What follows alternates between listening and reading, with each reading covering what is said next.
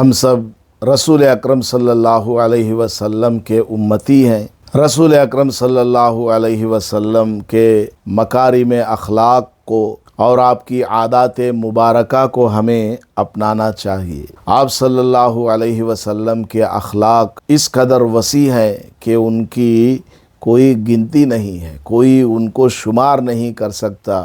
کوئی ان کا احاطہ نہیں کر سکتا۔ چند اخلاق کے نمونے آپ کی خدمات میں پیش کرتا ہوں، شاید کسی کو عمل کی توفیق ہو جائے اور مجھے بھی عمل کی توفیق ہو جائے۔ ہمارے رسول صلی اللہ علیہ وسلم سب سے زیادہ اخلاق والے انسان تھے۔ قرض اور حقوق کی ادائیگی میں سب سے بہتر انسان تھے، سب سے زیادہ لوگوں کے عہد و پیمان نبھانے والے تھے، لوگوں کی نادانی اور سختی برداشت فرمانے والے تھے، لوگوں میں سب سے زیادہ انصاف کرنے والے تھے، تمام اعمال خالص اللہ کے لیے کیا کرتے تھے، جانوروں پر سب سے زیادہ شفقت اور مہربانی فرمانے والے تھے، لوگوں پر سب سے زیادہ رحم کرنے والے تھے، لوگوں میں سب سے زیادہ بہادر تھے، شرم و حیا کے پیکر تھے، حتیٰ کہ کنواری دوشیزہ سے بھی زیادہ حیادار تھے، لوگوں میں سب سے زیادہ پاکیزہ دل تھے۔ آپ صلی اللہ علیہ وسلم کا جسد اقدس مشک اور عنبر اور تمام خوشبوؤں سے زیادہ خوشبودار اور معطر تھا، سب سے زیادہ پاک باز اور پاک طینت تھے۔ آپ صلی اللہ علیہ وسلم صحابہ رضی اللہ عنہم کے سامنے بہت مسکرانے والے تھے اور ان کی باتوں پر خوش ہونے والے، ان کے ساتھ مل جل کر کے رہنے والے تھے،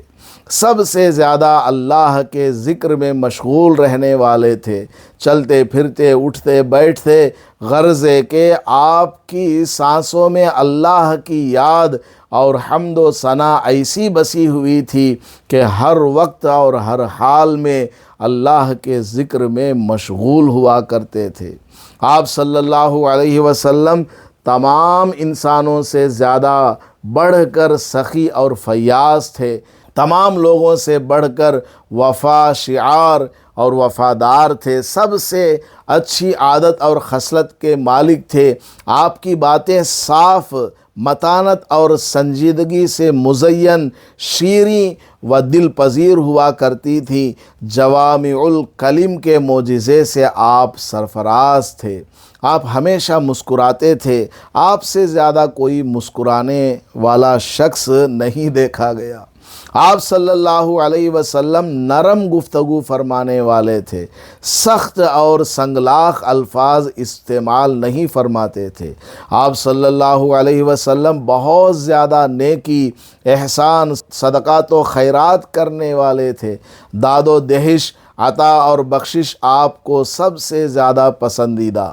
نبی پاک صلی اللہ علیہ وسلم بہت زیادہ توبہ اور استغفار کرنے والے تھے۔ نبی پاک صلی اللہ علیہ وسلم خوب ذکر اور دعائیں فرمایا کرتے تھے، عبادات اور نمازوں کی کثرت فرمانے والے تھے، ٹیک لگا کر یا سہارا لگا کر نہیں کھاتے تھے، جس چیز کا بھی آپ حکم فرماتے سب سے پہلے خود اس پر عمل کر کے دکھایا کرتے تھے۔ آپ برائی کا بدلہ برائی سے نہ دیتے تھے، بلکہ آپ معافی اور درگزر کا معاملہ فرمایا کرتے تھے، کسی غریب کو اس کی غربت کی وجہ سے حقیر نہیں سمجھتے تھے اور نہ ہی محض مال و دولت کی وجہ سے کسی بادشاہ سے ہیبت زدہ ہوتے تھے، کبھی کسی کھانے میں عیب نہیں لگاتے، اگر آپ کو کھانا اچھا لگتا تو تناول فرماتے ورنہ چھوڑ دیا کرتے تھے۔ آپ مجلسوں میں خود کو ممتاز کر کے نہیں رکھتے تھے، بلکہ سب کے ساتھ ایک عام انسان کی طرح جلوہ افروز ہوا کرتے تھے، کسی کو بھی دل آزار گفتگو سے مخاطب نہیں فرماتے۔ آپ نے کبھی کسی کو اپنے ہاتھ سے نہیں مارا، نہ مرد کو، نہ عورت کو، نہ خادم کو، الا یہ کہ آپ اللہ کے حکم پر جہاد وغیرہ میں تشریف لے گئے ہوں۔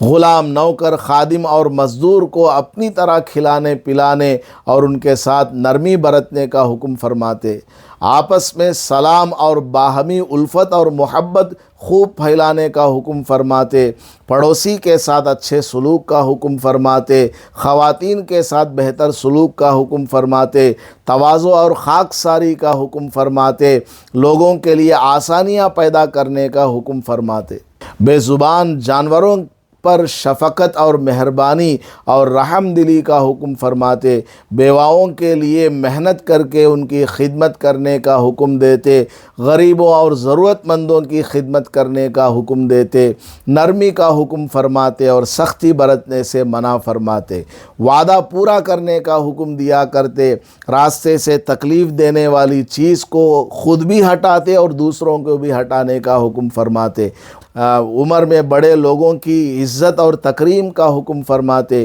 مریض کی عیادت کا حکم فرماتے، احسان کرنے والوں کا شکریہ ادا کرنے کا حکم فرماتے، نوکر کو لباس پہنانے کا حکم فرماتے، غصے کو دبانے اور ضبط کرنے کا حکم دیتے، آپ لوگوں کو اپنے شر سے محفوظ رکھنے کا حکم فرماتے، مظلوم کی مدد کا حکم دیتے، گزرے ہوئے پیغمبروں پر نازل شدہ آسمانی کتابوں پر ایمان رکھتے اور ایمان کا حکم دیتے، خوف زدہ لوگوں کو حوصلہ اور تسلی دیتے اور ان کی ہمت میں اضافہ فرماتے، بازاروں کا معائنہ فرماتے اور بیچنے والوں کو نصیحت فرماتے، دھوکہ دہی سے منع فرماتے۔ جو آدمی بھی آپ صلی اللہ علیہ وسلم کو معمولی چیز کے لیے اپنے گھر دعوت پر بلاتا، آپ صلی اللہ علیہ وسلم تشریف لے جاتے۔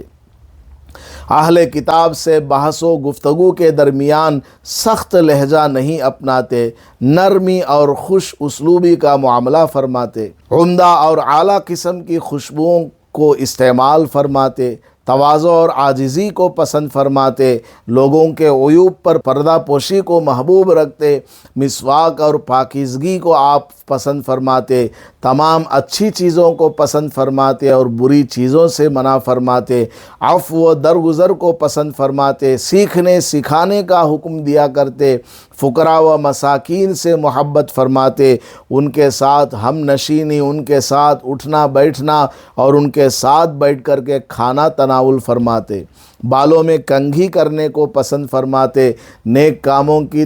ترغیب دیتے اور راہ حق کی طرف رہنمائی کو آپ پسند فرماتے، سچی اور با مقصد شاعری اور اچھی آوازیں سننے کو پسند فرماتے، کاریگر، ہنرمند، پیشہ ور اور دستکار اور ماہر فن کی مدد کی ترغیب دیتے، غیر مسلموں کے ساتھ بھی اچھا سلوک فرماتے، مسلم اور غیر مسلم تمام پڑوسیوں کے ساتھ حسن سلوک فرماتے اور ان سے ملاقاتیں فرماتے، اپنے رشتہ داروں کے ساتھ مہربانی فرماتے اور ان کی خبر گیری فرماتے۔ جب بھی دین اور دنیا سے متعلق دو امور میں سے کسی ایک امر کو اختیار کرنا ہوتا تو آپ صلی اللہ علیہ وسلم آسان تر چیز کو منتخب فرمایا کرتے تھے، بشرطے کہ اس میں کوئی معصیت نہ ہو۔ گھریلو کام خود انجام دینے میں خوشی محسوس کرتے، بچوں کو بہت پیار اور لاڑ دیتے، ان سے ہنسی مذاق فرماتے، ان سے کھیلتے، ان سے دل لگی کرتے اور ان کے دل کو بہلاتے، اپنے صحابہ سے خوش طبعی اور بذلہ سنجی فرماتے تھے، اپنے اہل خانہ کے ساتھ خوش طبعی فرماتے، طلباء دین اور دور و دراز سے آئے ہوئے اجنبیوں اور غریب الدیار افراد کے ساتھ شفقت اور مہربانی فرماتے اور ان کے معاملات کی دیکھ بھال کیا کرتے تھے۔ بچپن سے ہی لوگوں میں آپ کا نام صادق اور امین مشہور تھا، اپنے ساتھیوں کے مشکل سے مشکل ترین کام میں بھی آپ ہاتھ بٹاتے اور معاونت فرماتے، سابقہ تمام انبیاء اور رسول کی تعریف بیان کرتے، ان کے محاسن اور مناقب کو بیان فرماتے، ظاہری شکل و شباہت کی درستی، حسن منظر پر توجہ مبذول فرمایا کرتے تھے، کسی کو کچھ دیتے تو اس شخص کی طرح عطا کرتے جسے فقر کا کوئی اندیشہ نہ ہو، یعنی بے حد و حساب دل کھول کر کے نوازا کرتے، بیماروں کی مزاج پرسی فرماتے، انہیں تسلی دیتے اور ان کے لیے دعائیں بھی فرماتے، غیر مسلم بیماروں کی بھی مزاج پرسی فرمایا کرتے تھے، اپنی ذات کے لیے کبھی غضبناک نہیں ہوئے، اللہ کی طے کردہ حدود کی پامالی پر غضبناک ہوتے تھے، بس اپنی ذات کے لیے انتقام لینے سے بھی بالاتر تھے، باجماعت نماز کو طویل کرنے والے امام پر ناراضگی کا اظہار فرماتے، حالات گزیدہ افراد کی خود بھی دستگیری فرماتے اور دوسروں کو بھی اس جانب توجہ دلاتے، لوگوں کا پیش کردہ معمولی سا معمولی ہدیہ بھی آپ قبول فرماتے اور بدلہ بھی آپ عنایت فرماتے تھے، جس نے بھی آپ پر احسان کیا اسے بدلے سے نوازتے، خواہ وہ مشرک ہی کیوں نہ ہو، مہمانوں کا اکرام فرماتے اور دوسروں کو اس کا حکم دیا کرتے،